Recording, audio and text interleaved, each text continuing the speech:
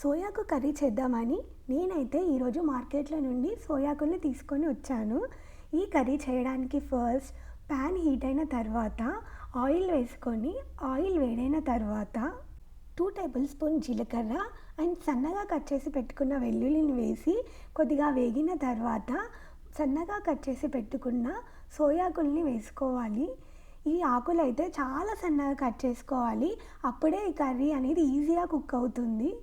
అంటే ఆకులు ఈజీగా కుక్ అవుతాయి.